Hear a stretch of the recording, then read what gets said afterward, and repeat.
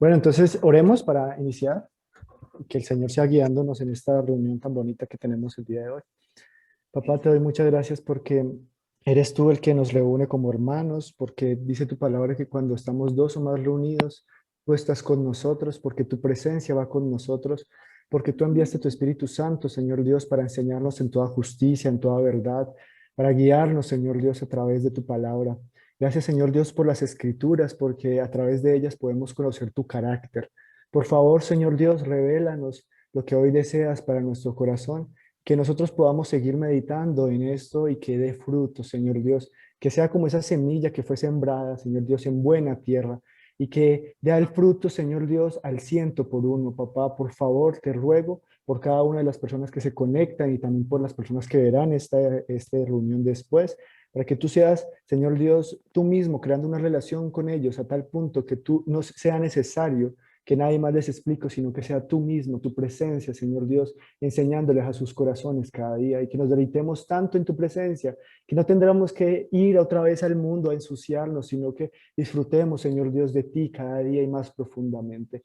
Compleméntanos, Señor Dios, y llévanos a la imagen de Cristo. En tu nombre, Señor Dios, oro el día de hoy. Amén.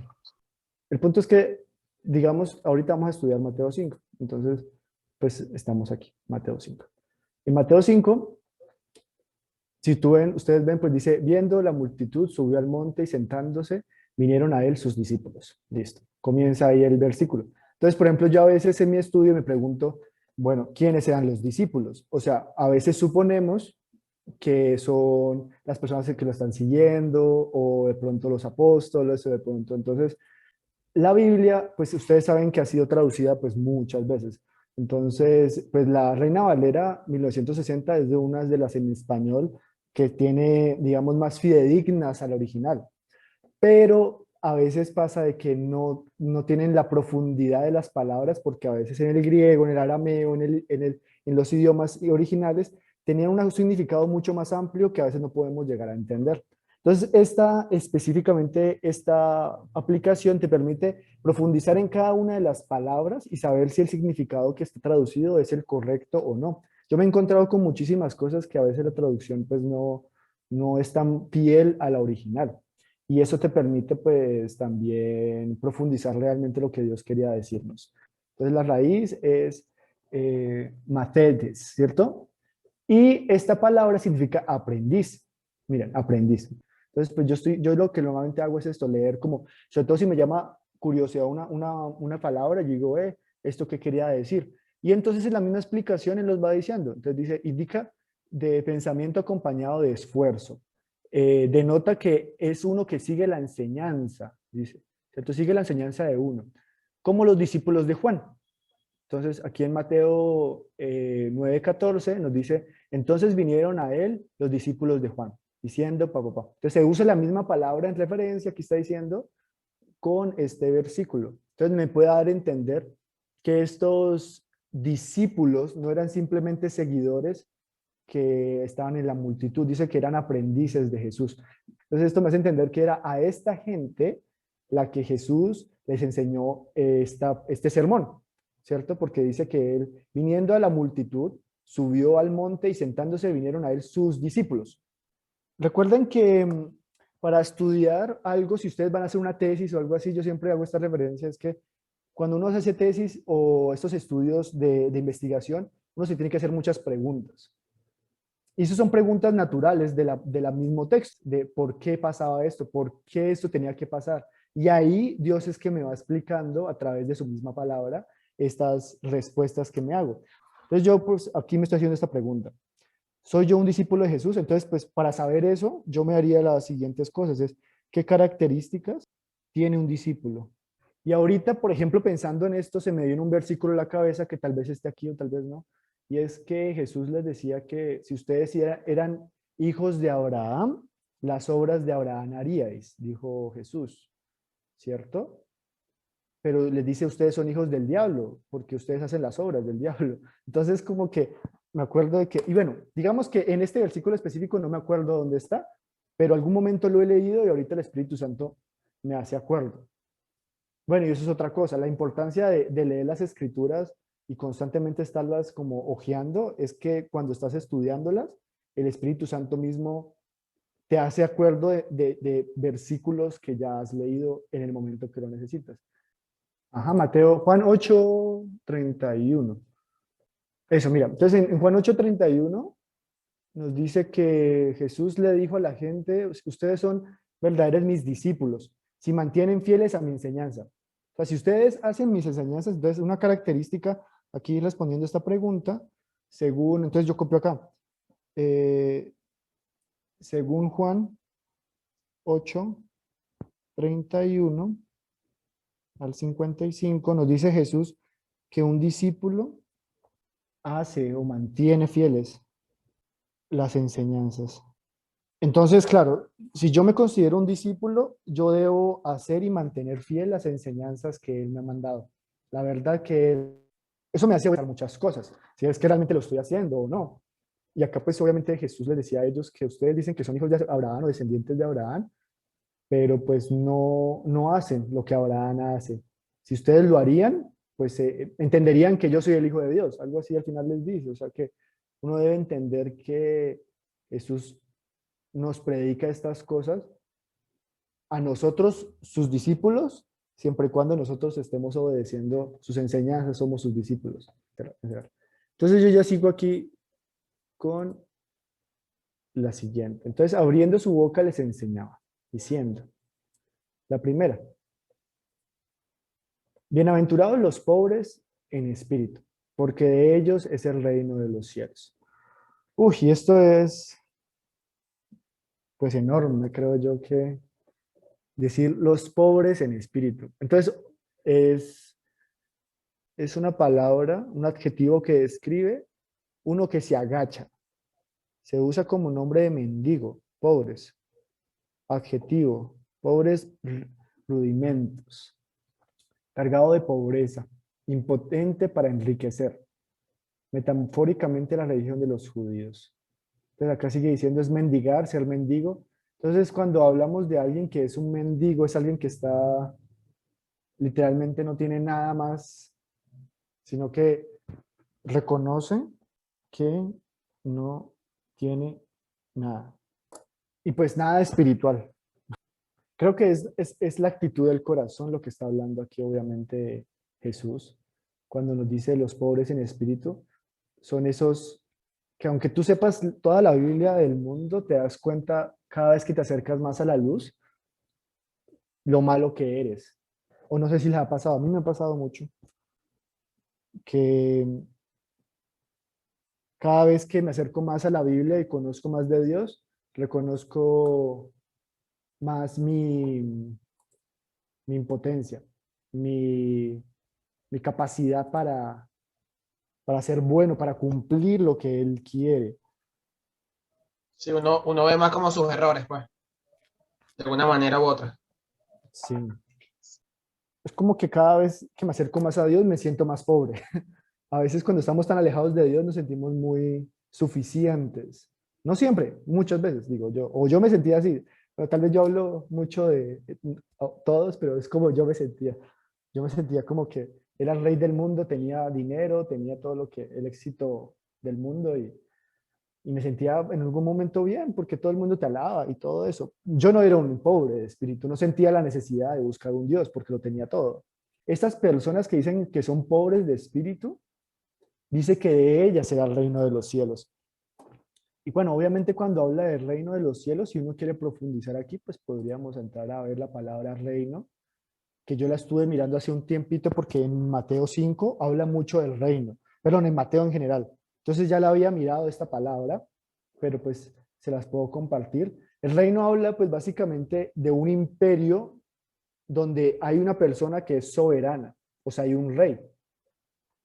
Y esto es importantísimo porque si nosotros estamos en un reinado, no es como una democracia o no es como, no sé, el marxismo y todas estas cosas que a veces estamos acostumbrados acá en nuestra cosmovisión, sino que el reinado realmente es alguien, hay un solo rey y los demás son súbditos. Y si ustedes se han visto alguna serie de estas de reinado, se dan cuenta cómo se le trata al rey y cómo incluso los hijos obedecen al rey sin importar lo que diga. Entonces, aunque son hijos, nosotros siendo hijos, hay un reinado. Y es saber de que al final el Dios es soberano porque Él es rey. Y Él tomó las decisiones que toma y Él creó el mundo que creó y te ha puesto en un lugar donde te ha puesto. Y asimismo, como ese reino está en los cielos, pues también obviamente Él es soberano de toda su creación. Entonces, eh, yo creo que reconocer esto es importante también al momento en que conocemos a Dios, es también como conocerlo como el rey que es, porque eso también nos da una confianza, a mí me da confianza, saber de que mi papá es el rey de todas las cosas y que sobre todo está en control, me permite descansar de que su voluntad se está cumpliendo y que nada se ha salido de su control. Ay, eso me hace acordar de una verdad importantísima en la vida cristiana y es, no sé si se han leído las 5 solas. Hay unas escrituras antiguas donde hablan las 5 solas y son 5 como fundamentos del cristiano que nunca se deben olvidar para, digamos que para la relación que uno tiene con Dios y el cristianismo en general. Entonces la primera que habla es la sola escritura. O sea, que la escritura es suficiente y poderosa y que en ella encontramos toda la verdad de Cristo. Por lo tanto, si alguien nos dice algo que está fuera de lo que la Biblia dice, no debemos tomarlo como palabra de Dios, sino que es una palabra de un hombre. Siempre debemos fundamentarnos en la Biblia, la sola escritura. La segunda habla de la sola fe, que solamente por la fe nosotros somos salvos. Entonces, no hay obras, no hay manera en que nosotros podamos alcanzar la salvación. Solamente la fe es la que lo hace posible. La tercera es la sola gracia. La sola gracia habla de que solamente por gracia es que somos salvos. No es que nosotros nos ganemos algo, sino que es Cristo en su presencia antes de allá de la fundación del mundo, quien escoge y que nos hace amarle por su poder y su santidad. La otra es solo Cristo, y es que solamente por Cristo es el único hombre que realmente pudimos alcanzar y que por el cual podemos traer la salvación. Es Cristo, no nosotros, y que es el único que nos justifica con el Padre, porque estábamos en rebeldía con Él. Estábamos como dos personas que están peleando, nosotros y Dios. Y es Cristo quien une las dos cosas. Y la quinta, la sola gloria de Dios, que solamente a Él sea la gloria por todo lo que ha hecho. Entonces estas 5 solas son muy importantes porque en lo que dice que no tenemos nada sino Cristo, o sea, en la pobreza espiritual es lo que les decía, no podemos alcanzar nada si no fuera por Cristo. Y es eso, encontrarnos en esa pobreza al momento que nos acercamos a Dios y decirle, papá, yo no puedo hacer nada y mira mi maldad, o sea, cada día reconozco más malo que soy y que realmente si no fuera por ti, si no fuera por tu gracia, si no fuera porque tú mismo pones la fe, porque tú mismo transformas mi corazón, porque tú mismo haces todo, o sea, reconoces tu pobreza, incluso estando como hijo, reconoces más tu pobreza, obviamente. Entonces, eso es algo muy bonito que Dios desarrolla en ti. Eh, y ahí digamos por pobres de espíritu. Entonces, acá a la derecha, como les decía, acá a la derecha está, entonces no vieron, bueno, en fin, acá a la derecha está, en cada versículo, ustedes podrán encontrar que tiene su referencia. Entonces, por ejemplo, dice, bienaventurados los pobres de espíritu, porque ellos es el reino de los cielos. Pero si yo cambio, me va a otras referencias, ¿verdad? Entonces, lo que hablabas tú de las referencias bíblicas, acá es súper profundo en eso, y eso me encanta. Bueno, acá también tienes notas, si tú quieres copiar aquí, pues puedes hacerlo. A mí me gusta más en cuaderno, pero pues eso es opcional. Entonces, digamos, si tú quieres conocer más donde Dios habla de esta palabra bienaventurados, pues te vas acá y te habla de todos los versículos en la Biblia, Antiguo y Nuevo Testamento, donde habla de esa palabra. ¿Sí? Entonces, por ejemplo, por allá en Salmos, dice, bienaventurado aquel cuyo ayudador es el Dios de Jacob, cuya esperanza está en Jehová su Dios. Entonces, mira que habla la misma palabra, bienaventurado, o en inglés, blessed. Entonces, No sé si ustedes, por ejemplo, saben la definición de bienaventurado. Yo una vez cuando lo leí, esto me gustó mucho, y es, bienaventurado habla de la palabra eh, Macarios, que es dichoso, muy feliz. Es como que Dios le da esta definición de bienaventurado, bendecido en inglés, de muy feliz. Y se habla en muchas partes de la Biblia de aquellos, y lo interesante del asunto de todas estas bienaventuranzas es que son cosas que normalmente el mundo no nos enseña, que son como las bienaventuranzas. O sea, lo que te hace feliz, normalmente el mundo no te dice qué es esto. El mundo te dice, tú eres feliz si tienes dinero, si tienes fama, tú eres feliz si ta, ta, ta, ta, ta. Y como que nos han creado una falsa felicidad, ¿no? Es como, pero Dios nos dice cómo realmente el ser humano fue diseñado para ser feliz. Y el ser humano va a ser feliz si es pobre de espíritu. Entonces es como decirle, tú vas a ser feliz si eres pobre de espíritu, ¿no? Entonces es como raro, porque el ser humano no está acostumbrado a ese discurso. Pero claro, cuando ya lo profundizas y te das cuenta de lo valioso que es eso, si te das cuenta y si lo vives, te das cuenta de la felicidad que tienes. Y por eso los cristianos, pues, deberíamos ser, y digo deberíamos porque también me incluyo, es que deberíamos ser los hombres más felices y las mujeres más felices de esta tierra. En el sentido de que entendemos todas estas bendiciones que ya Dios nos está dando. Y miren que las siguientes bienaventuranzas que se vienen van a hablar de muchas cosas interesantes. Entonces, es importante que si ustedes quieren entender a Dios y qué es lo que realmente nos va a traer satisfacción, pues léanse todas las palabras donde habla de esto, bienaventurado en la Biblia. Y miren que pues obviamente van a encontrar muchísimas para estudiar ahí. Y hablando de eso, por ejemplo, bienaventurados los que lloran. Entonces es como, wow, ¿cómo así que yo soy muy feliz cuando lloro? No entiendo, ¿ves? Es como una lógica inversa. ¿Cómo así que yo soy feliz cuando lloro? Entonces, pues podemos estudiar esto. Es como, bueno, Dios, ¿qué quiere decir con esa palabra llorar?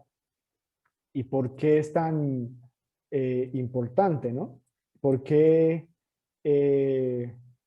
Dios desea que nosotros lloremos para que seamos felices? Es como, bueno.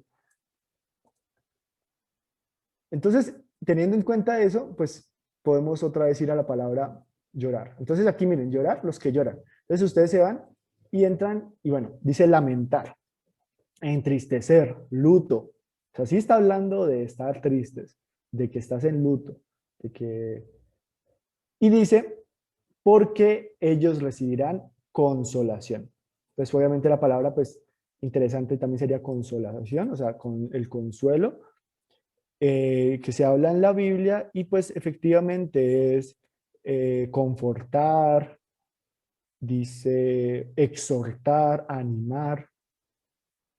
Entonces, yo lo que aquí me quiero hacer una pregunta es, esta persona o el cristiano, porque le está hablando a los discípulos, nos está hablando a nosotros. ¿Por qué debemos llorar? ¿Por qué debemos estar tristes para recibir esa bendición, esa alegría de estar tristes? ¿Por qué? Entonces yo me quiero hacer esa pregunta. ¿Por qué es importante llorar? ¿Y sobre qué también? ¿Sobre qué debo llorar? O sea, ¿de qué me quiere hablar Dios? ¿Y por qué soy bienaventurado, soy muy feliz cuando lloro? ¿Sí?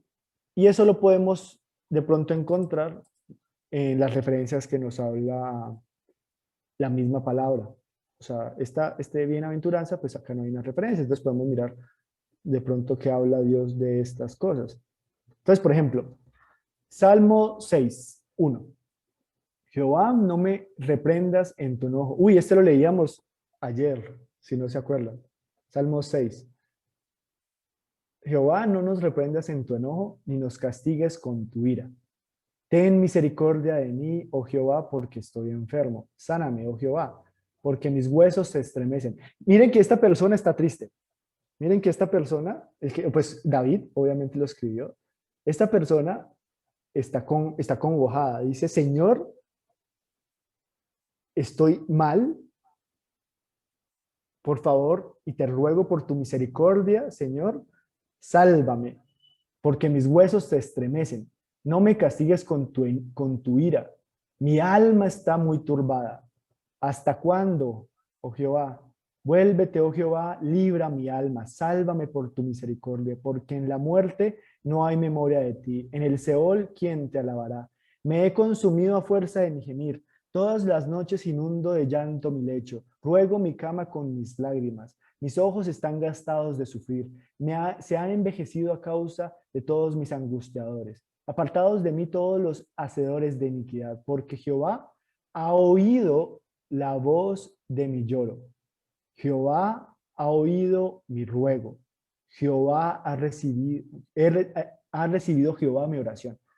Y aquí entonces, mire cómo papá nos enseña. O sea, yo no había referenciado realmente este salmo, pero mire cómo Jehová nos enseña. Él mismo nos está enseñando de que David posiblemente, por lo que habla aquí, había cometido algún error, porque miren que dice, no me reprendas en tu enojo ni me castigues con tu ira. Y obviamente el que recibe castigo es porque hizo algo, ¿no? Hizo algo malo. O sea, David, aunque se nos nombra, pues que cometió el pecado del adulterio y el asesinato, pues yo creo que también obviamente cometió muchos errores más. O sea, no fue un hombre perfecto y que solamente se equivocó 2 veces en su vida. Pues no, o sea, yo creo que también se equivocó muchas veces, solamente que la palabra pues no lo especifica.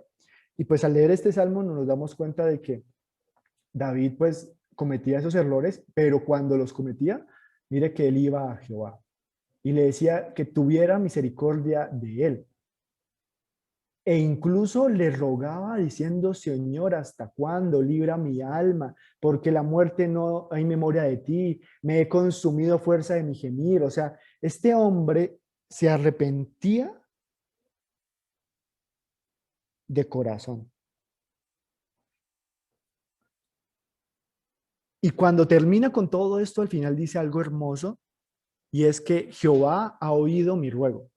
¿Y qué significa eso? Que va a tener misericordia de él, porque al final lo que le está pidiendo es misericordia, ¿no? Y Jehová oyó su clamor. Y eso hace Jehová, eso hace Dios, eso hace papá con nosotros cuando nos entregamos de esa manera. Es que yo creo que es el corazón. Siempre Dios va a mirar es el corazón de nosotros.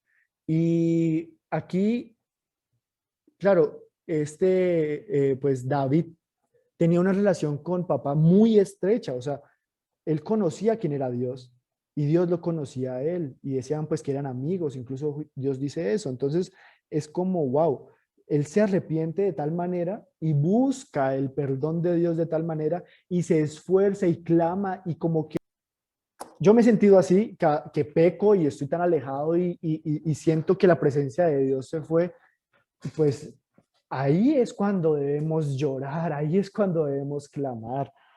¿Sí? Ahí es cuando el lloro y el clamor es importante para pedir reconciliación, porque es algo que necesitamos. O sea, eso sí vale la pena llorar. Esta parte del llorar nos permite ver a Dios y sentir su amor a través de la consolación, porque como ustedes decían, sentí el amor a través de estas cosas que pasé, porque papá sentí cómo tú respondiste, sentí lo que hiciste, etcétera, etcétera. Entonces una conclusión muy bonita que sacaba era, Dios te permite pasar por el valle de la sombra y de la muerte para que puedas verlo, porque muchas veces necesitamos estar en el fondo para poder ver la luz y ver su amor. Lamentablemente somos a veces muy tercos y no nos acercamos a él cuando estamos en las buenas, sino cuando estamos ya muy mal. Y sigamos, porque bienaventurados los mansos, bienaventurados los mansos, porque ellos recibirán la tierra por heredad. Mansos. Bueno, vamos a conocer qué significa la palabra. Mansedumbre. En textos como Primera de Timoteo habla también de esta palabra. Dice, mas tú, oh hombre de Dios, huye de estas cosas y sigue la justicia, la piedad, la fe, el amor, la paciencia y la mansedumbre. Denota una persona gentil, amable, afable. Su significado, véase en Cristo. Llevad, huesanga vida. Esta es buenísima. Esto nos va a traer. Dice que Cristo lo usa de su propia disposición esta palabra. O sea, lo usa como él mismo. O sea, él es manso. Dice, llevad mi yugo sobre vosotros y aprended de mí, que soy manso y humilde de corazón, y hallaréis descanso para vuestras almas. Este capítulo habla específicamente de venid a mí y descansad. Ajá. Dice, venid a mí todos los que estáis trabajados y cargados, que yo os haré descansar. Llevad mi yugo sobre vosotros y aprended de mí, que soy manso y humilde de corazón, y hallaréis descanso para vuestras almas. Mi yugo es fácil y ligera mi carga. Y eso me lo habló en ese momento porque decía, tú estás cargado, trabajado, estás ansioso, y aquí está la solución. Dice que, o sea, siempre eso va a venir a nuestra vida. Siempre la angustia, el temor, la depresión puede llegar a nuestra vida. El Hijo de Dios no está absuelto de eso, pero Dios sí da una solución que el mundo no nos da. Y es, cuando estés así, ven a mí, que yo te haré descansar. ¿Y cómo te hago descansar? Es como un intercambio de cargas. Dios lo habla más o menos así, es como yo lo entendía. Como que yo te llevo tu carga y tú te llevas la mía. ¿Sí? Porque dice, llevad mi yugo. O sea, yo tengo que llevar algo, yo tengo que hacer algo. Y él se lleva la mía. O sea, él me quita mi carga. ¿Y qué es lo que yo tengo que hacer? Llevar su yugo. Entonces, bueno, aquí haciendo lo del estudio, entonces, estamos hablando de los mansos. Y Jesús dice que él es manso. Y habla aquí de llevar el yugo. Entonces debo estudiar más profundamente qué yugo debo llevar. Porque, a ver, es como una cadena, como si lo veo. Al momento en que yo llevo su yugo, entonces yo me convierto manso. O sea, pues obviamente se me quitan las cargas, ¿cierto? Cargas off. Y me convierto más en manso y humilde. Y eso me lleva a ser a la bienaventuranza, ¿no? Que estamos hablando. O sea, la bienaventuranza habla de recibir la tierra por heredad. Entonces, ¿cómo puedo ser yo manso y humilde? Tengo que llevar su yugo. Entonces, tengo que estudiar cuál es su yugo. Dice que seamos mansos. Bueno, que son muy felices los que son mansos, porque van a recibir la tierra por heredad. ¿Quiénes son los mansos? Jesús dice, yo soy manso. Yo tengo la definición de mansedumbre. Aquel persona que es gentil, afable, manso. Yo soy así. Y si tú quieres ser como yo soy, como dice Jesús, entonces lleva mi yugo y yo llevo tu yugo.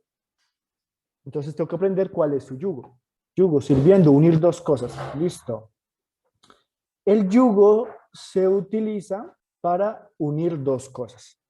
Es un instrumento metafórico, aquí se utiliza metafóricamente, de unir dos cosas. Dice que no solo impuesto por él, sino compartido con él. Dice Cristo del yugo, que no solamente es impuesto por él, o sea, él lo pone, sino que lo comparte conmigo. Es como un instrumento que se utilizaba para que los animales caminaran al mismo sentido. Entonces ponían como dos, no sé, cualquier dos animales, dos caballos. Entonces, ¿cierto? Los iban a poner a que caminaran sobre el mismo lado y les ponían un yugo para que los dos se fueran siempre al mismo lado. Y así uno lideraba al otro. Entonces, en este caso es Cristo quien nos lidera a nosotros, pero nosotros como estamos pegados ahí a Cristo con el yugo, no nos movemos de su voluntad.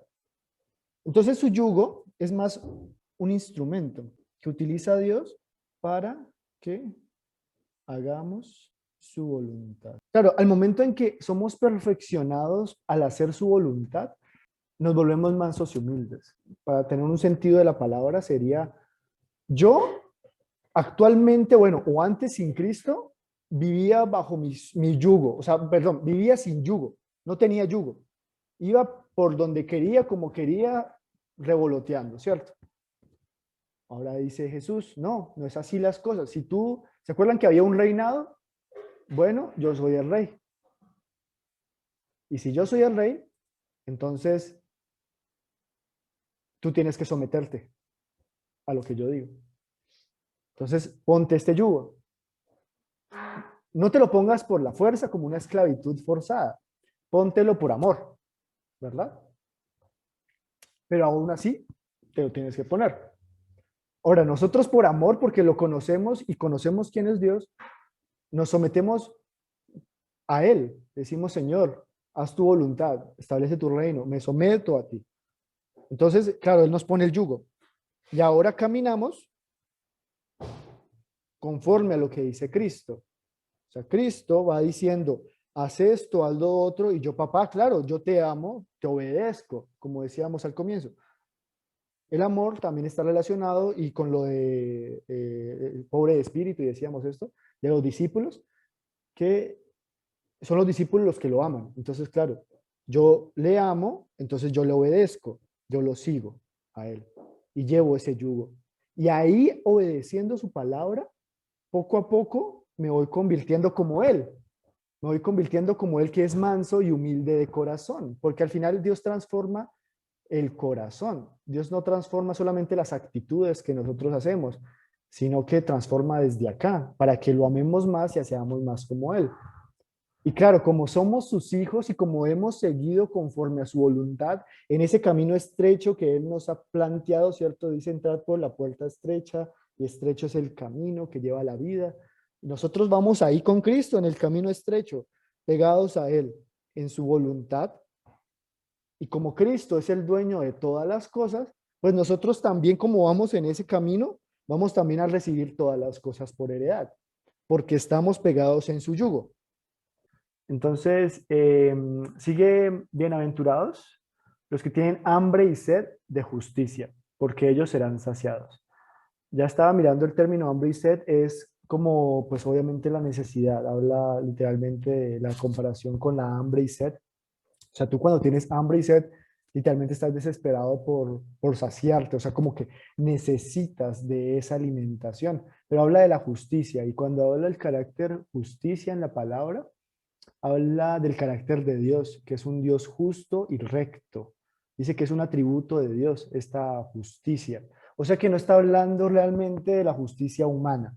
Y eso es importantísimo aclarar aquí, porque creemos, y papá me lo explicaba literalmente así, cuando el hombre pecó, perdió todo poder de decir que era bueno y que era malo, porque ya pecó y se murió. Cuando, acuérdense que él le dijo, tú comerás este fruto del árbol del bien y del mal, pero cuando comes ese fruto, lo que va a pasar en ti no es que vayas a saber el bien y el mal, realmente, lo que va a pasar en ti es muerte. Así lo explicó él, dijo, vas a morir.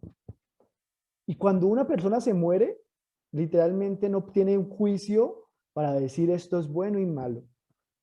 La única manera para saber si algo es bueno y algo es malo es qué dice alguien que es bueno puede determinar, alguien que es justo puede determinar qué es bueno y malo. Y el único justo y bueno es Dios. Por lo tanto, yo no puedo determinar qué es bueno o malo. Tengo que mirar a Dios y decir, Señor, muéstrame qué es lo bueno y lo malo.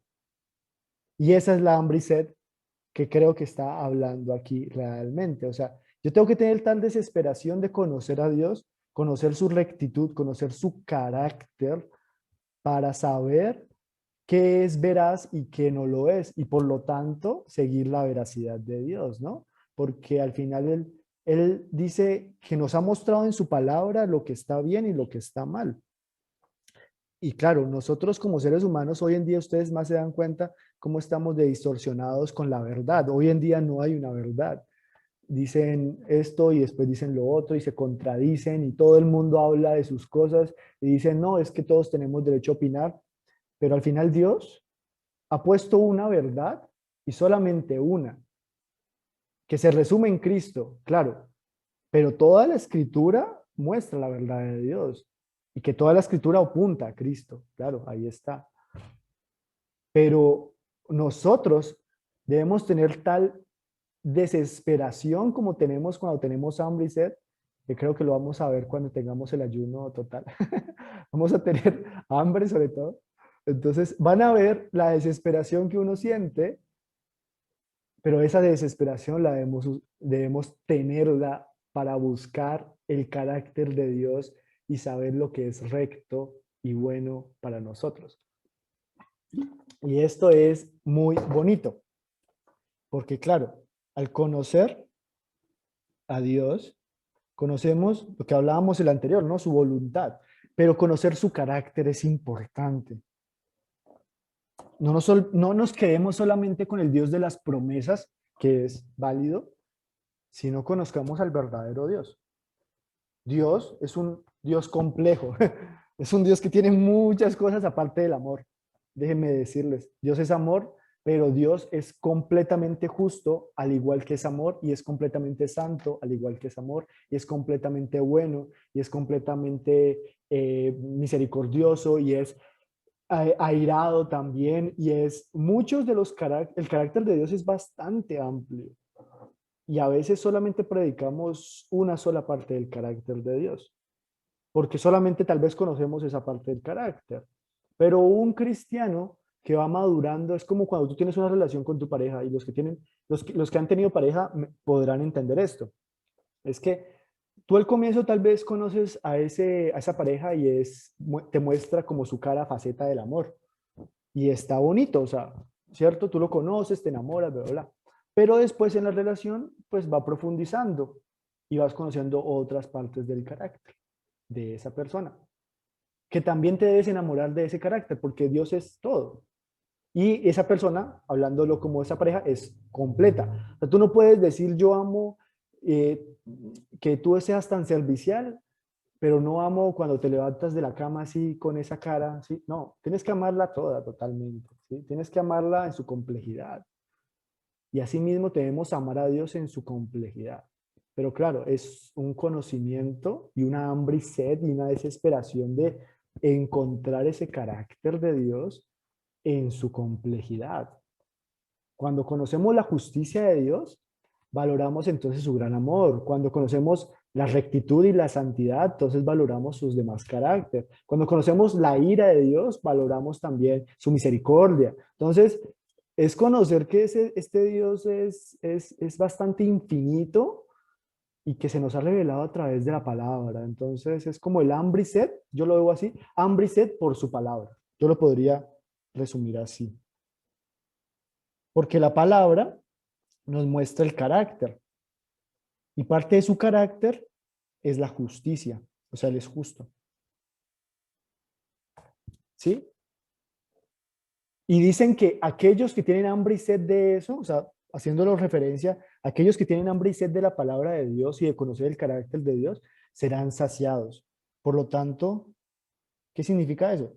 Pues que Dios se revelará. O sea, Dios es tan hermoso que cuando nosotros le buscamos con todo nuestro corazón, Él se revelará. Dice que, eso lo dice el Salmo, ¿no? Como que realmente si uno lo buscare a Dios como el hombre busca el oro y la plata, pues él se revelará y será hallado, será encontrado. Bueno, habla de muchas cosas el salmista. Y al final, eso es lo más hermoso, ¿no? Que Dios, pues siendo Dios, imagínense, o sea, el creador de todo el universo, que se le revele a uno, que es una hormiguita, o sea, una cosa chiquitica, o sea, imagínense esa grandiosa 7. Bienaventurados los misericordiosos, porque ellos alcanzarán misericordia. Bueno, término misericordioso, no simplemente compasivo, sino activo en compasión. Uy, se usa de Cristo como sumo sacerdote en Hebreos 2:17, por lo cual debía ser en todo semejante a sus hermanos para venir a ser misericordioso y fiel sumo sacerdote, lo que a Dios se refiere para expiar los pecados del pueblo, aquellos que son como Dios. Bienaventurados los misericordiosos, claro, porque alcanzarán misericordia. Uy, Dios mío. Y lo habla en Lucas, amad pues a vuestros enemigos, haced el bien, prestad, no esperando de nada, de ellos de nada, y será vuestro galardón grande, y seréis hijos del Altísimo, porque Él es benigno para con los ingratos y malos. ¿Te acuerdas que estamos hablando de los ingratos? Aquí habla otra vez de los ingratos, nosotros. Sed pues misericordiosos, también como vuestro Padre es misericordioso. Uy, está, está buena. Resulta que Dios está hablando de su carácter, cómo es Él. Creo que todo, obviamente, todo esto está conectado de una manera muy loca, porque si ustedes se dan cuenta, o bueno, yo me estoy dando cuenta, es que todos estos atributos que estamos nombrando, del pobre de espíritu, de los que lloran, los mansos, justicia, misericordiosos, y creo que los demás también van a pasar lo mismo, está hablando siempre lo referencia con Cristo, Cristo, Cristo, Cristo, Cristo era así, Cristo era así, Cristo era así, Cristo era así. Y eso es importante denotarlo aquí, porque es la santificación de Dios. Al final todo para el Hijo se resume, su vida se basa en santificación. O sea, Dios no nos, no nos llamó como sus hijos para darnos riquezas y gloria en esta tierra. Nos llamó en esta tierra para santificarnos y que tengamos gloria y honra en el cielo. ¿Sí? No debemos buscar otra cosa. La voluntad de Dios es nuestra santificación. Punto. Se acabó. O sea, es llevar la conformación a Cristo. Y todo esto está relacionado. O sea, Cristo era misericordioso. Por lo tanto, dice que bienaventurados los misericordiosos. Nosotros somos muy felices cuando somos como Cristo y tenemos misericordia de aquellos que nos hacen el mal. Pero entendiendo de que es que nosotros somos malos y Dios tuvo misericordia de nosotros. O sea, claro, cuando tú tienes esa conciencia, una conciencia de nuestra maldad y de que Dios tuvo misericordia. Uy, y sí que la tuvo. Mm. O sea, yo me acuerdo de mí y yo digo, uf, o sea, Dios pudo haber acabado conmigo cuando quería y yo no tendría queja alguna porque yo me lo merecía, por mi maldad, ¿saben? Y aún así Dios tuvo misericordia. Y me esperó hasta que volvía de él. Asimismo, nosotros debemos ser con los demás, dice aquí, ¿no? En Lucas. Dice, amad pues a vuestros enemigos. Haced bien y prestad, no esperando de ellos nada, y sed misericordiosos. O sea, muestra al mundo a Cristo. Creo que es el punto. Y es que, a ver, mundo a Cristo. Es que, claro, la definición misma del cristiano o del Hijo de Dios es que se parezca al Padre, o sea, a Jesús. O sea, nosotros deberíamos ser un reflejo mismo de Jesús en la tierra. ¿Y Jesús cómo era? O sea, Jesús, ¿qué tanto no le hicieron? Y él fue siempre bueno con los enemigos. Asimismo nosotros, cuando entendemos de que Jesús hizo lo mismo con nosotros, podemos entonces llevar de esa misericordia al mundo. Y cada vez que alguien nos bofetee, acordarnos de que cuántas veces yo no bofeteé a mi Padre Dios en la cara con mi pecado, con mi actitud, con mi vida, y cómo Él tuvo misericordia de mí. Asimismo yo debo actuar con la misericordia de Dios ante el mundo, porque al final pues somos eso, ¿no? La luz, que después se va a hablar, la luz del mundo, la sal, es pues mostrar a Cristo. Cristo era así, y nosotros debemos mostrar eso al mundo. Porque, ¿saben? El mundo no conoce a Cristo. El mundo nos conoce a nosotros. Nosotros debemos llevar a Cristo. ¿Sí? No es, o sea, la gente no va a ver y va a decir, ah, sí, Dios existe porque pues la Biblia lo dice. No, porque ellos no creen en la Biblia, ellos no creen que eso es verdad. Ellos te van a ver a ti, me van a ver a mí. Y cuando nos vean, ¿van a ver a Cristo o no? ¿O lo van a ver? De ahí no hay nada. Y Cristo nos dice, ustedes tienen que ser como yo soy. Obviamente, en un proceso. No es como que, pues de repente ya eres Jesús, pero sabes que la gente vea que hay un cambio. Que tus papás vean que ya no los gritas y antes los gritabas. Que tus papás vean que ahora los ayudas y antes no los ayudabas.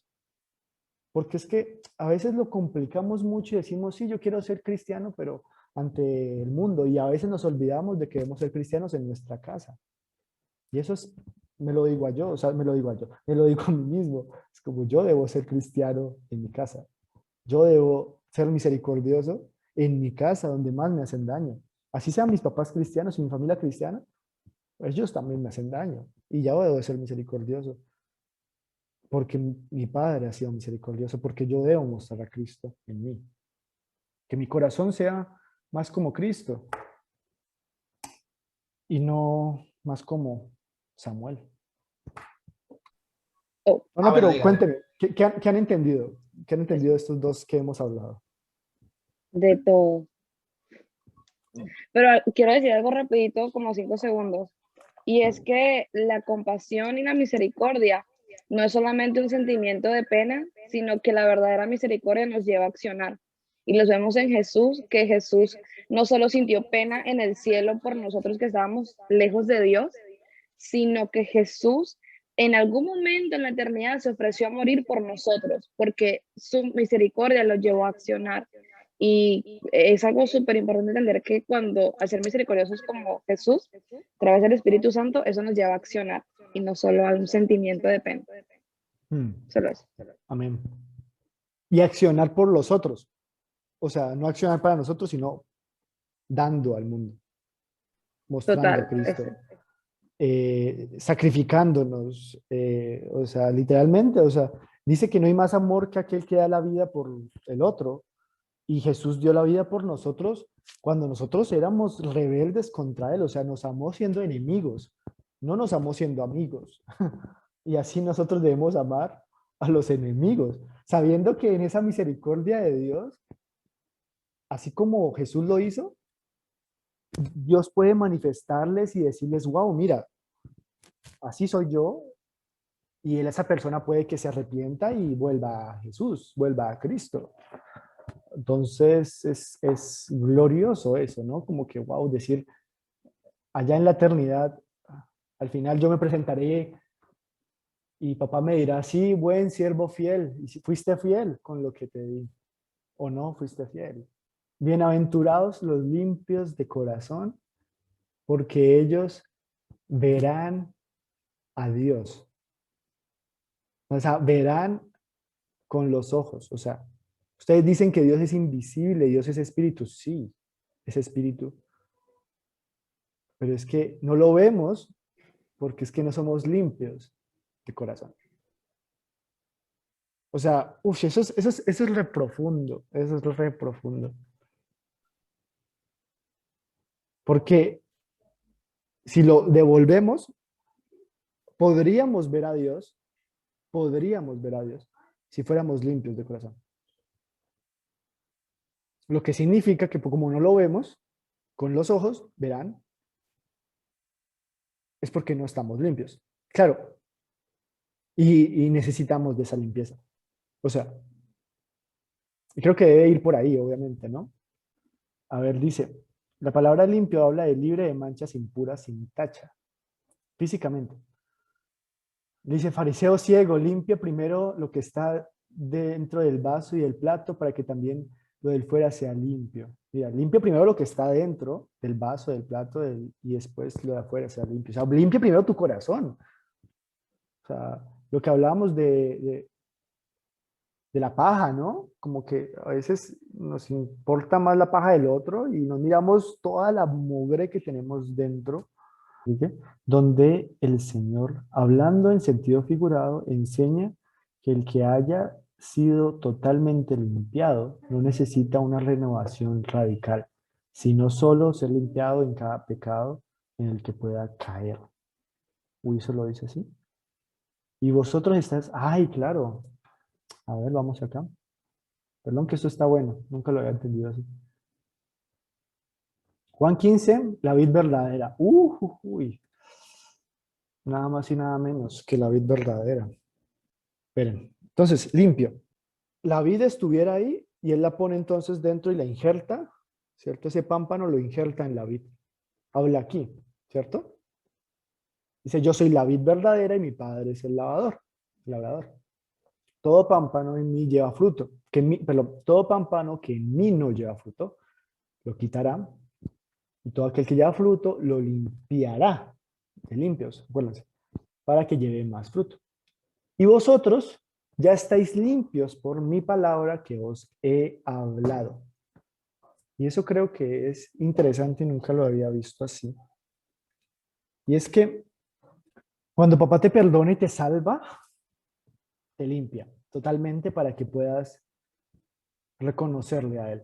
Así tú no lo veas. O sea, Dios te limpió y te justificó ante Dios en la cruz, cuando aceptaste su obra redentora. Es como yo, un pecador lleno de cosas de mi pasado, llego ante Él, ante la cruz, y se van. No hay manera en que ningún pecado permanezca ante Él, porque si algún pecado permanece ante Él en ese momento, tú no entras, no te salvas. Tiene que haber limpiado todo, ¿me entienden? O sea, todo tu pasado, literalmente cuando aceptaste a Cristo, todo tu pasado pecaminoso se borró. O sea, tiene que ser así, porque si no la santidad de Dios te destruye. Dios no puede permanecer con un hombre pecador. Ahora bien, seguimos en este cuerpo pecaminoso. Seguimos pecando a pesar de que seguimos con Cristo, ¿sí me entienden? De esos pecados debemos ser continuamente limpiados para que llevemos fruto, como dice aquí. Pero claro, no debemos acordarnos más de los pecados de mi vida pasada antes de que yo conociera a Cristo, porque Dios ya los limpió. Lo que debemos es acordarnos de los pecados que estamos cometiendo hoy y cometí ayer y que en mi vida día a día estoy cometiendo ahora que estoy caminando con Cristo. Y debo reconocerlos para que Él me limpie y entonces lleve yo fruto y el fruto pues permanezca, el fruto del Espíritu Santo, este fruto que nos santifica, ¿sí? Que es el amor, el gozo, la paz, la paciencia, estos frutos que habla Dios. Los podemos llevar si nos limpiamos del pecado que estamos cometiendo día a día. Creo que eso también es la importancia de meditar, ¿no? Y de meditar la palabra y de orar constantemente. Es que nos damos cuenta cuando pecamos, porque a veces pecamos y no nos damos cuenta, pero es porque no estamos como alertas, como que no estamos pendientes de qué estamos haciendo, qué estamos pensando, sino que andamos con la guardia abajo. Claro, pecamos, pero no nos arrepentimos, no vamos al Padre y decirle, Señor, límpiame, porque he pecado contra ti. Para como que repasar un poco lo que tú vienes hablando, sabemos que el fruto del Espíritu es el amor, el gozo, la paz, la paciencia, la benignidad, la fe, la mansedumbre y la templanza. Esos son los frutos del Espíritu, que son los frutos que obviamente Dios quiere que limpiemos, pero tenemos que reconocer los frutos de nuestra carne, que por eso, por lo menos en este caso que se me estaba explicando, el tema de ayunar, porque es para debilitar la carne. ¿Qué frutos de la carne existen? La inmoralidad sexual, la impureza, la corrupción, la idolatría, la hechicería, enemistades, los pleitos, los celos, las iras, las contiendas, las herejías, las diserciones, las envidias, las borracheras, las orgías, entre otras. Entonces imagínate todo lo que uno debe, Entre otras. entre otras, exacto, y la Biblia te lo dice, o sea, entre otras. ¿Ves? Entonces, por ejemplo, cosas tan sencillas como de repente subirle la voz a tus padres. Ya caes en el fruto de la carne como el pleito. Entonces, sí es verdad lo que dice Samuel, o sea, es un trabajo que por eso dice, o sea, serás valiente para estar en el reino de Dios con Cristo, porque este camino es de valientes, no es fácil, pero obviamente Dios nos da las herramientas para que limpiemos, como dice Samuel. Y miren que ahí sigue diciendo que la manera en que obviamente el Espíritu Santo y la oración y todo esto te limpie aquí está. O sea, en la siguiente, permanecer en mí y yo en vosotros. Como el pámpano no puede llevar fruto por sí mismo si no permanece en mí, en la vid. Así tampoco ustedes no pueden hacer nada sin mí. Yo soy la vid, dice Jesús. Ustedes son los pámpanos. El que permanece en mí y yo en él, este lleva mucho fruto, porque separados de mí, nada podéis hacer. Y después dice algo tenaz, y es que el que no da fruto, o sea, el que no da fruto del Espíritu, muchachos, el que no da fruto del Espíritu, será echado, dice aquí, echado al lago, o sea, se quemará. O sea, esto es grande, esto es heavy, esto es tenaz, porque, a ver, somos salvos por la fe y por la gracia de Dios a través de la obra de Jesucristo. Sí, no hay nada que nosotros podamos hacer para salvarnos, muchachos. Pero así de grande es la cosa de que aún así, si yo no permanezco en Él, porque obviamente, o sea, si soy salvo por la fe, a ver, y por Cristo, yo permanezco con Cristo. Y entonces, claro, si yo no permanezco con Cristo es porque yo nunca creí, porque nunca tuve fe en Cristo, porque entonces mi pensamiento fue, Cristo me va a dar algo, Cristo es para esto, lo otro. No, Cristo era para salvarte de tus pecados. Y es que si yo no estoy con Cristo, yo no doy fruto. Y si no doy fruto es porque nunca creí en Cristo. Así de heavy está la cosa. ¿Sí? O sea, no es que las obras te salven, porque las obras no salvan, pero las obras del fruto del Espíritu Santo son una evidencia clara de que tú estás con Cristo, por lo tanto eres salvo. ¿Sí? No es que te salven las obras, repito, pero sí son una evidencia clara de que estás con Cristo, que has creído en Cristo. Por lo tanto, Él está dando fruto en ti.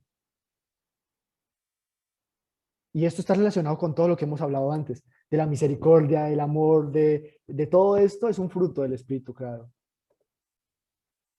O sea, el fruto es necesario.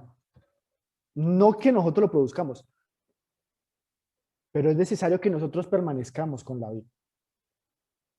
O sea, nuestro, por así decirlo, nuestro trabajo, por así decirlo, porque sabemos que es por Él, es permanecer con la vida. O sea, literalmente lo que estamos haciendo, estudiar la palabra, orar, mantenernos con la vid. Y es que usted, o sea, yo no sé, pero yo noto la diferencia tenaz, cuando dejo de orar un día. Un día. Imagínate 2 días, yo creo que ya mis papás notan la diferencia. O sea, yo dejo de orar 3 días y yo creo que hasta el vecino nota la diferencia. ¿Entiendes? O sea, es tenaz, pero uno se separa de la vid y pierde el fruto. Porque es que no lo producimos nosotros. Todo este amor que se derrama ante Jehová y que decimos lo amamos es un fruto. Todo esto de querer buscarlo y amar su palabra es un fruto. Pero usted deje de hacerlo. Sepárese de la vid y se dará cuenta como cada vez su carne va a amar más, dejar de hacerlo y cada vez va a amar más, irse de pronto a tomar unos traguitos, no sé, lo que les guste. Yo lo digo por mí, porque a mí me gustaba. ¿Sí? Entonces es como, una cosa chévere, pero que es la vida, o sea, es él. Pero yo lo relaciono mucho como el cuerpo. A uno el médico le dice, tiene que tomarse tantos vasos de agua al día. Y si usted no lo nota, empieza a notar el daño que le ocasiona a su cuerpo. Eso mismo lo estoy relacionando yo en estos momentos y no sé por qué lo di por relacionarlo así, pero si uno no busca de Dios, si uno no se alimenta diario de Dios, uno nota el cambio tan grande que ocurre en la vida de uno. No más las actitudes, de pronto que ya uno, yo soy joven, que porque somos jóvenes, me voy de fiesta, tengo que vivir mi vida, tengo que gozármelo, pero cuando uno realmente conoce y se alimenta a diario de la palabra de Dios, uno dice, Dios Dios nos muestra cosas diferentes. Dios nos muestra que uno aquí se está preparando para Él, uno se está preparando para recibirlo, para constantemente estar uno eh, como teniéndolo cerca, papá, como uno vivir en paz, sin cargas, para que después uno pueda vivir bien, en tranquilidad, en paz. Porque uno que saca, no, esto sí es vida, y estar tomando uno con unos amigos y después uno llegar a la casa y sentirse como solitario y tan vacío como tal, como persona, un vacío que no lo llena absolutamente nadie físicamente, nadie lo llena. Los pacificadores, el 9, habla. Esto es bastante chévere. Pacificador habla de la palabra paz, obviamente, ¿cierto? Que sean llamados hijos de Dios, los que verán todos los pacificadores, o sea, los bienaventurados, los que llevan la paz, ¿sí? Pero esta paz no es la que el mundo da, ¿sí? Es la paz de Dios. Pero no es la paz tampoco de la paz de que, ay, me siento en paz. No, es la paz de reconciliación. O sea, tú y yo estábamos en guerra contra Dios y Jesús trajo la paz entre tú y Dios, ¿verdad? Al justificarnos por la fe, por la obra de Cristo. Esa misma paz son la que nosotros debemos llevar. O sea, por así decirlo, son las buenas nuevas de la paz de Dios, la que debemos llevar, ser pacificadores. O sea, ser la luz del mundo, mostrar a Cristo que Cristo es el que pacifica al mundo. Y decirles al mundo, miren, ustedes actualmente están pecando, están en contra de Dios. Como decía pues el mismo Mateo antes, ¿no? Arrepentíos porque el reino de los cielos se ha acercado. O sea, arrepiéntete de tus pecados porque ha venido Cristo y hay una paz que es la que puedes obtener con Cristo. Y es, nosotros somos bienaventurados porque llevamos esa paz, llevamos a Cristo.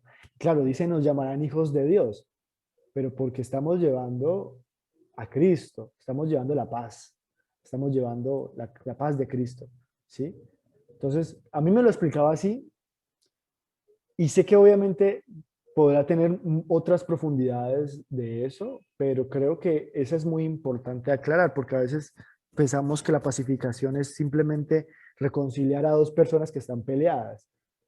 Pues sí, está bien que lo hagas, o sea, si lo puedes hacer, hazlo, pero qué más importante sino que llevar la paz de Dios, ¿no? Llevar esa reconciliación del hombre con su pecado ante el Dios Santo y que la única salvación es Cristo, o sea, llevar a Cristo, decirle a la gente que necesita de Jesús, necesita que sus pecados sean perdonados, necesita arrepentimiento, necesitas un cambio.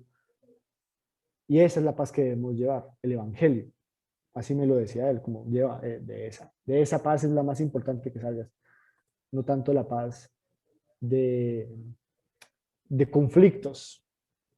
Eh, bueno, ahora sí, la persecución. Ayer hice un estudio de eso, porque yo ayer me reuní con unos amigos que me reúno los sábados y íbamos a hablar de este tema. Entonces yo siempre me gusta como leer y estar preparado como para conocer de esas cosas. Entonces yo aquí lo copié. Entonces, básicamente, lo que yo entendía aquí también hice como lo mismo, básicamente de mirar las palabras y estas cositas. Y entendía que dice que bienaventurados cuando padezcáis, no, vuelvo a leer. Bienaventurados los que padecen persecución por causa de la justicia, porque de ellos es el reino de los cielos. Bienaventurados sois cuando por mi causa os vituperen y os persigan y digan toda clase de mal contra vosotros, mintiendo. Gozaos y alegraos, porque vuestro galardón es grande en los cielos, porque así persiguieron a los profetas que fueron antes de vosotros. Lo primero que me llamó la atención, muchachos, al leer esto, si ustedes se dan cuenta, las bienaventuranzas siempre iban como por versículo, ¿no? Como un versículo o una bienaventuranza. Resulta que aquí se toma 3 versículos para hablar de la persecución y de lo bienaventurados que somos al recibirla. Y eso para mí me llamó la atención y creo que debe resaltarse, porque creo que es la que menos queremos escuchar, o al menos yo lo veía así, ¿no? Es la que yo menos quiero escuchar. Dios me habla 3 veces de eso. Porque creo que como seres humanos estamos acostumbrados a una zona de confort y no queremos ser ni perseguidos, ni vituperados, ni que nos hagan mal, ni que hagan todo esto en contra de nosotros. Pero a ver, mi papá me explicaba que esto es, mira, una bienaventuranza porque, bueno, voy a leer lo que dice. Aquí me colocaba una pregunta. ¿Por qué hay persecución cuando traes justicia? Porque dice que tú debes recibir persecución a causa de la justicia. Tú estás trayendo justicia. ¿Qué es justicia? Me preguntaba yo. Justicia es veracidad y honestidad de Dios. Honestidad de Dios. O sea, la verdad de Dios. Y después dice aquí en Juan 15:20, el siervo no es mayor que su señor. Si a Jesús persiguieron, también lo harán con nosotros. Jesús predicó la verdad. La verdad muchas veces no es agradable. Cuando hablas verdad, tienes que hablar del pecado, tienes que hablar de santidad, tienes que hablar de arrepentimiento. Y esto es ser sal en el mundo. Ser alguien que sala, cuando tú le echas sal a una herida, la herida arde, pero la sal purifica. Cuando tú hablas la verdad, tú estás echando sal a la herida de las personas. Las personas no saben que tienen esa herida, por eso te aborrecen, porque tú le estás haciendo que les arda esa herida. Lo que no saben es que esa herida necesita ser sanada. Los pecadores no van a querer cambiar, porque aborrecen, odian, ¿cierto? Que les echen esa sal en la herida. Les duele. Por lo tanto, te van a odiar a ti porque les estás echando esa sal. Ahora bien, los que te amen es porque van a ser salvados. Pero los otros, igual tú tienes que hablar. Debes ser atalaya. Debes hablar aún así si la gente te aborrece y te incluso te matan. Porque, como dice Romanos 8:35 al 39, no importa si nos matan, porque nada nos alejará del amor de Dios. Y eso me pareció, hermoso. Miren que dice Pablo, no importa si me matan a mí, o sea, yo conozco el amor de Dios. Mi vida ya la he tomado como basura. Ya no importa si me matan, si me azotan, si hacen lo que sea con mi vida, porque yo le he perdido todo por amor a Cristo. O sea, yo creo que igual está muy conectado con las anteriores bienaventuranzas. ¿Por qué? Porque usted imagínense una persona que es pobre de espíritu, que llora, que es manso, que tiene hambre y sed de la justicia, que es misericordioso, que es limpio de corazón, que es pacificador. Ha venido en un proceso de santificación ni el tenaz, poco a poco, ¿sí? Comenzó con el pobre de espíritu, después con los que lloran, y va avanzando, ¿no? Hasta que llega a tal punto que la santificación de Dios es tan bonita que nos lleva a que la gente nos odie. Y eso es raro de entender, pero es el modelo de Dios. En que en el proceso de santificación tenemos que llegar a un punto tal en que le hablemos la verdad al mundo. Y por eso nos van a odiar. Pero está bien que nos odien, porque eso es una confirmación de que lo que estamos haciendo está bien. Y vamos a tener grande galardón en el cielo. O sea, esto es algo bueno. Y cuando ustedes entienden la magnitud de la eternidad de Cristo y la eternidad que nos espera y los galardones, tú vas feliz a que te maten. Vas feliz a que te maten. pero es porque conoces a Dios, ¿me entienden? O sea, es porque todas estas bienaventuranzas anteriores se han cumplido en ti. Y creo que es eso, o sea, papá nos explica que esto va a pasar, pero es en un proceso, obviamente. Y qué bonito que podamos llegar a ese proceso como los apóstoles, ¿no? O sea, me parece hermoso que ojalá anhelemos ser de esos pocos hombres y mujeres que dan la vida por Cristo, que no nos importa si nos matan, porque le amamos tanto y le conocemos tanto y es tan grande su amor, y que no, nuestra vida ya es tan insignificante que realmente si nos matan nos da igual, porque Cristo es más valioso. Y si yo muero por Cristo, qué gran honor morir por Cristo, ¿saben? Yo creo que los apóstoles ninguno sufrió al momento de morir por Cristo. Fue como, es maravilloso poder morir por Cristo. Y yo, Samuel, yo quiero llegar a ese punto. Yo quiero llegar a ese punto de santidad. Yo quiero llegar a ver a Dios. Yo quiero ser pacificador. Yo quiero ser misericordioso. Yo quiero tener hambre y sed de justicia. Yo quiero ser manso. Yo quiero ser de los que lloran. Yo quiero ser del pobre de espíritu. Yo quiero ser de los que me persiguen por causa de la justicia. Porque sé que ahí está la felicidad. Porque papá dice que así está la felicidad. Porque le conozco. Porque ya he hecho grandísimas cosas en mi vida. Y sé que eso también es grandísimo. Y por eso lo hago, por amor, porque le conozco, no porque algo forzado, ¿saben? Y yo digo, hoy en día las persecuciones que sufrimos son una bobada a comparación con la gente que realmente muere por el Evangelio.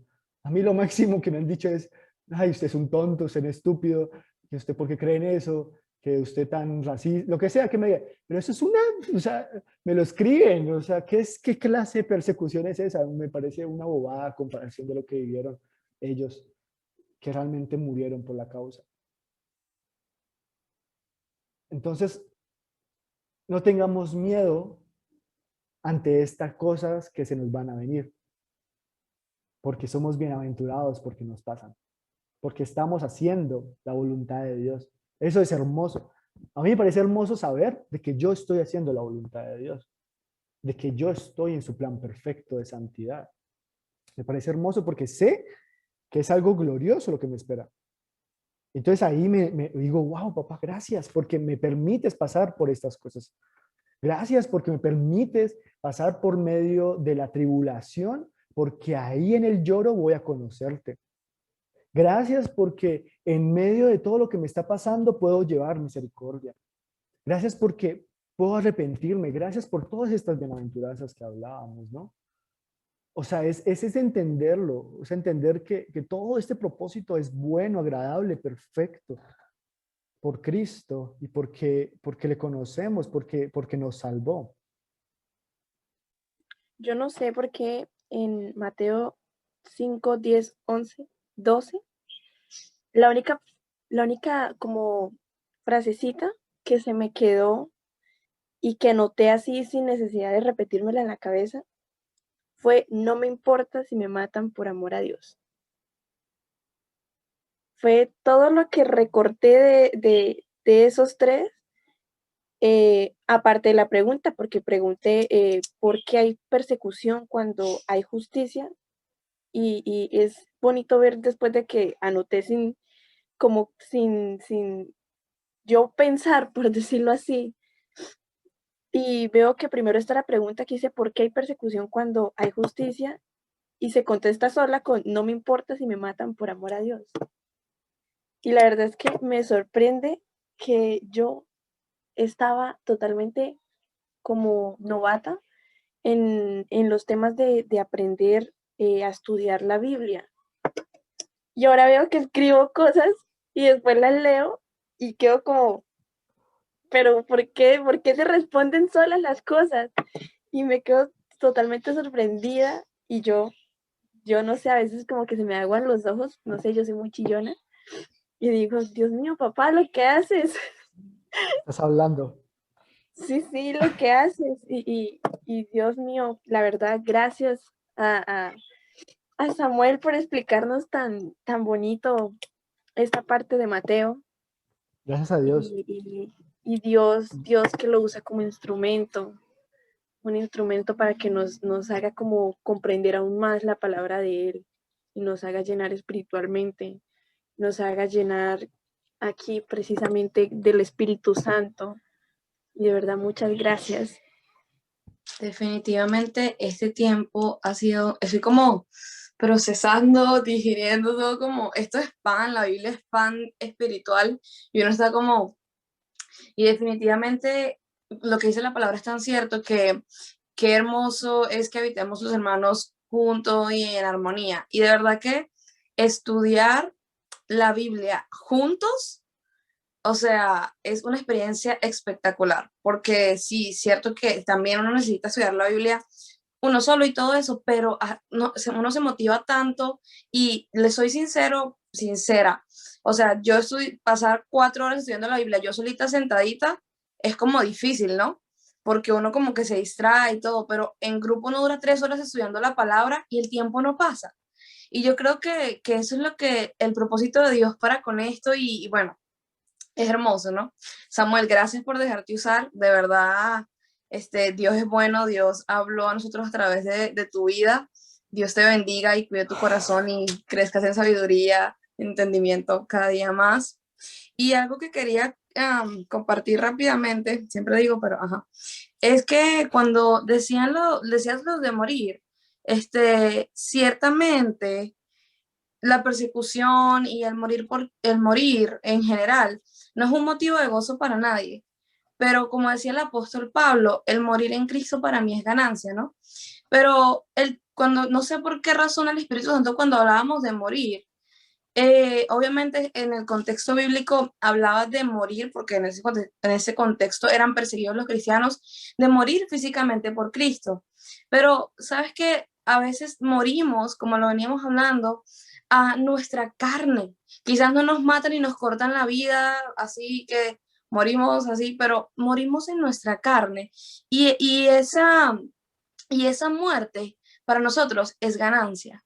Y es lo que el Espíritu Santo me hablaba, como sí, está bien, esto habla del contexto y es perfecto de morir en Cristo, como físicamente partir con Él, como lo hicieron sus discípulos, pero también para nosotros el morir a Cristo diariamente es ganancia. El morir para leer a su palabra, el evitar distracciones, Netflix, cosas que para otros es divertido y para nuestra carne es algo súper espectacular. Esa muerte también es ganancia para nosotros en Cristo. Y no sé, eso lo quería compartir porque siento que el Espíritu Santo lo habló en mi corazón y lo quería compartir con ustedes. Ya como 3 años, Dios me venía hablando de que yo iba a aprender a estudiar la palabra de Él como una universidad, como un colegio. Me emociona mucho porque, o sea, les soy sincero, también soy muy amateur en cómo estudiar la palabra. Creo que esta semana yo me sorprendo, tengo hojas y hojas, no sé si se escuchan, pero tengo hojas y hojas escritas y lo que llevamos apenas no son ni siquiera, no son ni siquiera un mes. Entonces, creo que Dios está orando bastante en nosotros, en lo personal está orando en mí a través de ustedes también, porque, o sea, yo le explicaba a mi mamá en estos días, incluso estoy cambiando las cosas que escucho, estoy depurando mi Instagram, o sea, decidí, lo estoy haciendo, llevo 2 días sacando gente de mi Instagram, depurando lo que veo, lo que escucho. Me pasa también en YouTube, estoy sacando las suscripciones de cantantes que tenía que nada que ver, o sea, eso no me edifica para nada. Y dándole el valor, pero realmente eso lo hace el Espíritu Santo, no lo hace uno, porque yo no me he puesto a analizar tampoco y que bueno, voy a hacer esto, voy a hacer aquello, no, o sea, agarro el teléfono y me nace por el Espíritu y Dios me va mostrando y me va diciendo, mira, quita esto, no veas esto no te edifica, qué ganas con ver este tipo de cosas. Entonces, en lo particular, muchachos, les agradezco que Dios me los haya puesto a ustedes en mi vida, porque creo que es muy lindo lo que hace Dios, pues realmente esto que vemos en la Biblia es palabra viva, y estoy agradecido primeramente con Dios porque siento que somos un bebé de pecho realmente en lo que absorbemos en su palabra. Por eso es que es tan difícil también formarse, estar allí, pero bueno, yo creo que Dios nos está dando la oportunidad de aprender, de como que sujetarnos a su espíritu y doblegar la carne, que es la cosa más difícil que puede hacer un ser humano y que el mundo no ve.